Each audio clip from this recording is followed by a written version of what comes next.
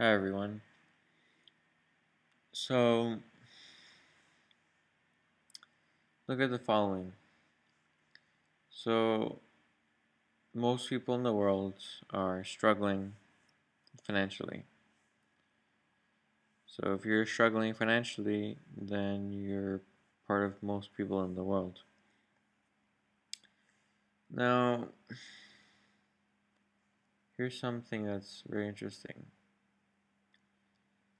I want you to picture this. So, we have the world, right? And we have the economy. We have most people in the world not having enough money. Yet, most people in the world are able to get their basic stuff. There are there's a large portion who live on very little, and that's true, but they still live, you know. Now, looking at such points as food, water, shelter, if you study how much we produce of those things, you'll see that we have more than enough of everything for everyone. We have more than enough houses than there are people in the world, by a lot. We have more than enough food than people could possibly consume. We have more than enough water. The only thing is that it's not distributed, so that there are people who don't have access to those things, and they do die from lack of water, from lack of food, and lack of housing, even though they live perfectly within stores and places that have those things. Now, that we could talk about that problem there if we wanted to, but I want to show you something that's very interesting. So you have most people in the world who are living, who are getting by, who are struggling financially. They're probably in debt, and they're struggling to make enough money. But here's the thing: we have so many people out there who are working on the life essential jobs, those jobs which are essential to life. Those include such things as food, water, and shelter, among other things. Now, those things which are needed, you need because without you would die. So, if you were to calculate the number of people who work essential jobs versus non essential jobs, I mean, let's look at entertainment industry. We do not need an entertainment industry. You don't need that in order to live. You don't need TVs, you don't need movies, you don't need television shows or all these different entertainment, right? That's not needed to live. I'm not saying that entertainment's unneeded to live because, just like how things were before, hundreds of years ago, we would entertain each other through spending time with one another, through hanging out, through talking, through all these different activities, and maybe even with nature, with the land, with the environment around us. And so the idea that we need these entertainment industries that make billions upon billions of dollars in sports and what have you, everything that's on TV, every single channel, how that's not needed whatsoever. And yet, billions and trillions of dollars go into that. I could even say politics as well, since trillions of dollars are spent in politics and campaigns. That's also not needed. That's not life essential. So, all these different industries which we spend trillions of dollars within, imagine now, if those people, now remember that we are producing enough food, water, and shelter for everyone, So now imagine if all those people who are earning money in these non-essential industries that they have their food, they have their water, they have their houses, they have their things that they need. Imagine now if they were to go to all of them were to move to sectors which are life essential. Let's say all of them go to different jobs that are like that. Let's say being a farmer, or working at a water treatment plant, or being a construction worker. If all of those people were to join those industries, and let's say it's equal, let's say it's 1 to 1, meaning that you would essentially get double labor supply in all those fields. I mean, what would happen? I mean, in your house, if you're busy taking care of your house and your responsibility, and you're cleaning the house, but if your labor force is doubled, that would mean someone else would come into your house and they would help you clean your house. What would happen? You would finish the work twice as fast, if not more, because both of you have ideas which you can share with one another, which will increase productivity, as well as being physical hands that will help clean. So chances are you will be working more than twice as fast. You will finish things much, much faster. And remember, I already said that we produce more than enough of life essential things for everyone. It's just not distributed. But if you were to have all these people who enter from these non essential industries to the essential ones, you would, assuming that there's 1 to 1, that the labor force would double, everyone would essentially have their whole entire workday cut in half, and they would still be producing the same amount of things for everyone. That means that you still have the houses, you still have the food, you still have the water. Now, would you rather work half the time that you do, yet still receive the same things? And of course, maybe you'd have to be willing to give up non essential things, but would you live that life? Would you want to have that time? You wouldn't be financially burdened. You would have time to spend with your family, with your kids, with your friends, with your loved ones, with nature, with plants, with animals, with earth, you know. And this year I'm being very, very, I'm undermining the point here. This is an under exaggeration. The truth is that 5% of the population of the United States are farmers that work in farming industry. While in 100 years ago, about 80-90% of people were farmers.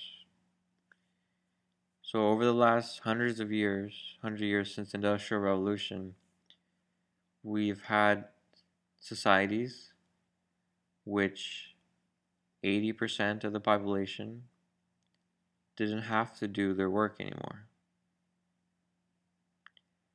And if everything else would have stayed the same, technically those 80% could have received the same things they've always done. Nothing else would change. But of course, the truth is, those 80% of the population could add to the life value for the society. Now, you have to look at whether our industries, our jobs, are actually adding value to life for everyone. If they're not, then they're not essential. And that's the truth. And think about all the jobs out there that you have taken or others have taken that exist right now, which are not essential for life, which do not add value to life for everyone. Because those same people could be doing something else which adds value to life. And they would be receiving the same things. Now, the trouble here, the resistance that may be coming up in some of you, is you think about, okay, well, where's the money? Who's going to have the money to pay all these people to buy these things? I mean, we sort of miss the whole point of what money is. Money was an act of creation. Money didn't always exist. At some point in the past, money was created. At some point, someone arbitrarily was very wealthy for no reason whatsoever. No reason, no justification, no hard work, nothing to back it up. The truth is that this is how our societies have existed for a long time, where people artificially have money and power, which they created and made up. And the rest of us then receive the money from them, and it trickles down, and it creates this imaginary hierarchy of money for everyone, where there are people who are poor and there are people who have more money. But in truth, it doesn't even have any value because it was artificially created, a decision made upon by a few people. The money you have in your hand really has no value. That's the truth. The only value that exists is in the physical things, in such things as food, water, and shelter. The point of money is to simply organize that so that everyone has enough of everything, that they can receive their supplies. So it's simply a point of organization, the way to organize that distribution. But of course, that's not what we have today. We don't have everything distributed, even though we produce more than enough of our life essential goods for everyone. And if you think about this, it should make you really mad because you are struggling in debt, borrowing money, spending money, earning money in a system where it's designed so that very few will succeed and the majority will not succeed. And given this truth, if the majority, you guys out there, knew that this is the reality of the situation, you can make the decision to no longer give value to this money that's in your country or that's in the world. You could choose to make your own money, make your own system, make your own way of living that doesn't depend on this. And if the majority of your country, of your city or state, realizes this, if you help your citizens, your fellow man, to realize this truth, that they don't have to accept the value of money that exists today, that all they have to do is focus on the industries that are life essential and work together as a group, as a community, to make sure that those industries are taken care of. Because if you take care of your basic needs, then you have then luxury. You then have free time, you have leisure. And so you could choose to say, no, we are banding together. We are the industries which provide the actual life, such as food, water, and shelter. And we decide that we're not going to play this money game anymore. We're going to make a new money game, which the purpose of that is to make sure that everyone has access to what they need. And money, you can find it however you want.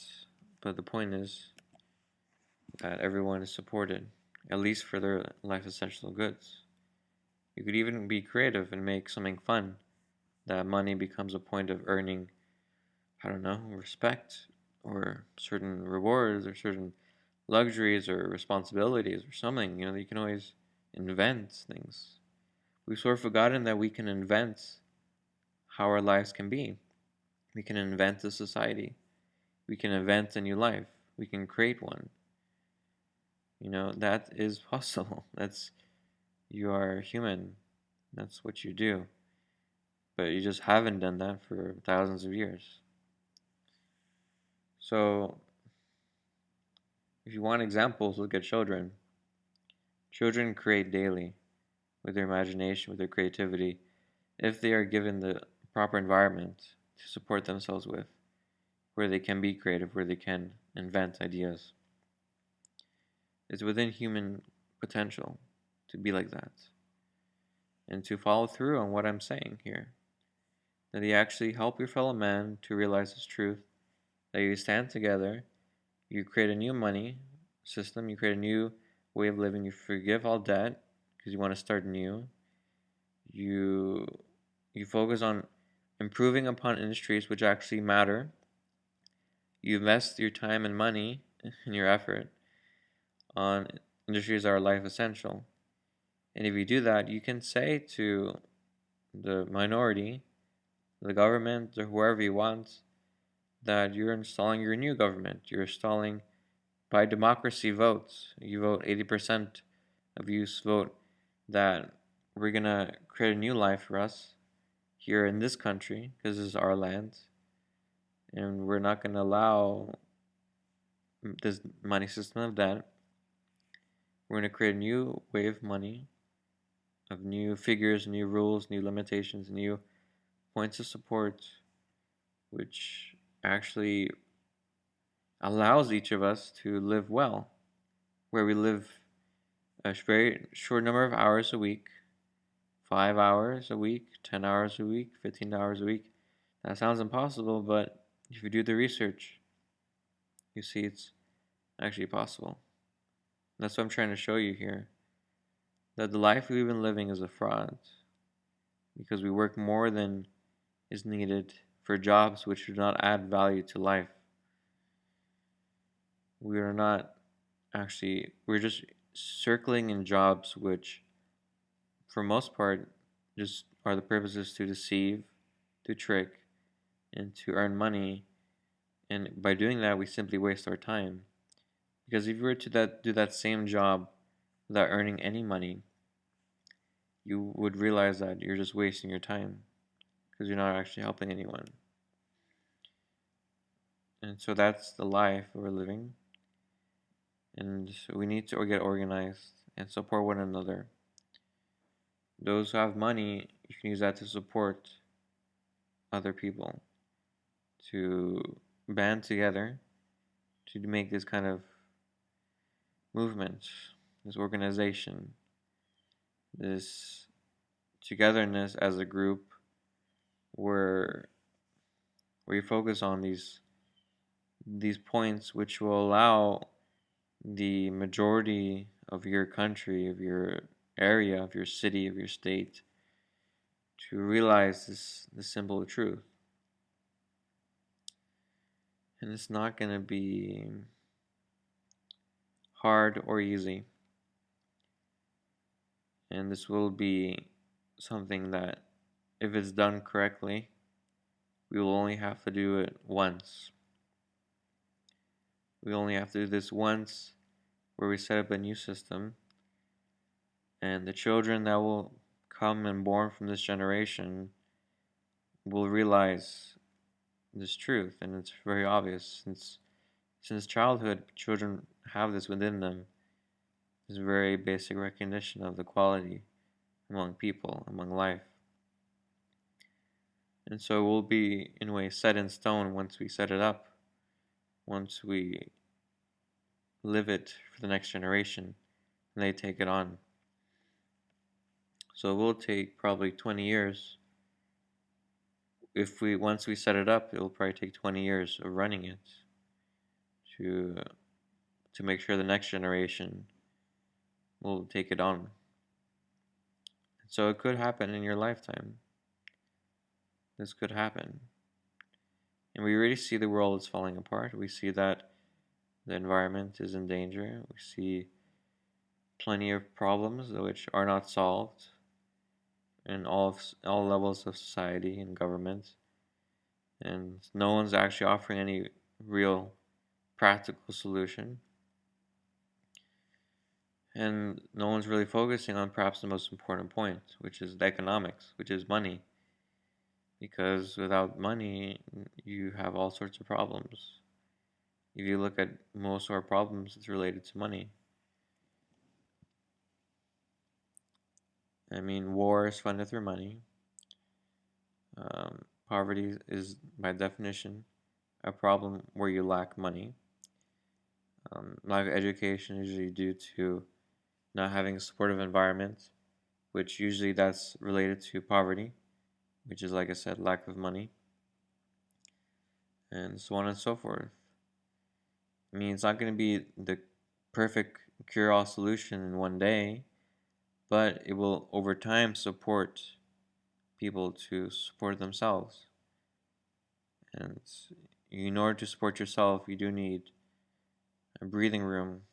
You do need time during your week to focus on yourself to actually become a better person, both in principles, values, in your actions, in your habits, in your character. I mean, the greatest philosophers all had leisure. They all had time to reflect and observe themselves. People today do not have that time. And this really isn't needed. Like I said, the last 100 years since the Industrial Revolution, we've had that potential to most of us. I mean, if we all would work on the same jobs, we would all help each other out to complete the same work. We would all work a fraction of what we do today. I mean, that's the point of this message here. That through working together as a team, we would actually help one another work much less and to complete the same goals, same things that we need. And not having spent our time and money and effort in industries which are a waste of our time and money and effort, which we do not like those jobs. We're struggling to make money and it doesn't really make any sense. And so, I mean, you're going to be the one to decide how far you're going to push in your life to make sure that everyone has a life that will forever be worthy of any child or person to live in, to grow. So make this decision carefully, for you'll only be making it once. You only have this life. You don't know. You do not know what's going to be waiting for you once you die. No one knows that unless you've been there and seen it. So make the choice that is best for you, for everyone.